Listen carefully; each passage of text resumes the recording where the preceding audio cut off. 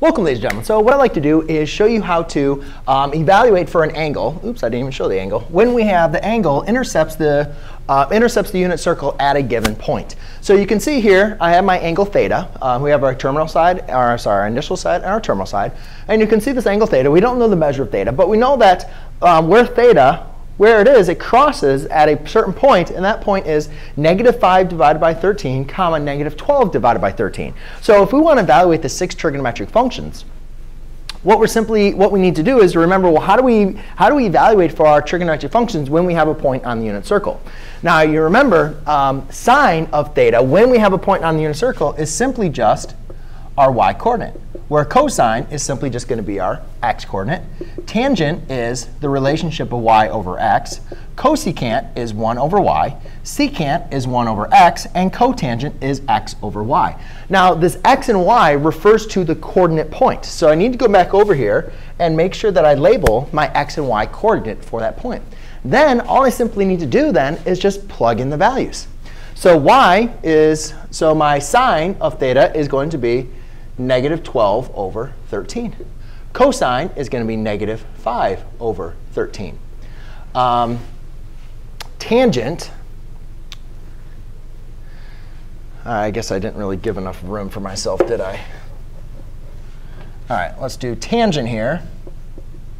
Because these are, the sine and cosine are easy, but tangent, it's not difficult. It just, that doesn't leave as much room. So tangent is y over x. So therefore, I'm going to take y, which is -12 over 13, and I'm going to divide it by -5 over 13. Now, when you have a fraction in your denominator, the best thing to do to get rid of that fraction is to multiply by the reciprocal. So I'm going to multiply by 13 over -5.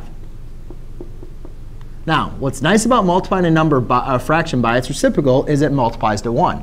We can also determine here that my denominator and my numerator again divide to 1. So therefore, I'm just left with a -12 divided by a -5, which is going to leave me with 12/5. All right, so now let's go ahead and go to cosecant of theta. Well, cosecant of theta, if you remember what I previously wrote down, was 1 over y. So that's going to be 1 over -12 over 13. Again, going to my idea of multiplying by the reciprocal, I'll multiply by a -13 over 12 times -13 over 12. You can see that multiplies to your reciprocal, and you're just left with a -13 over 12.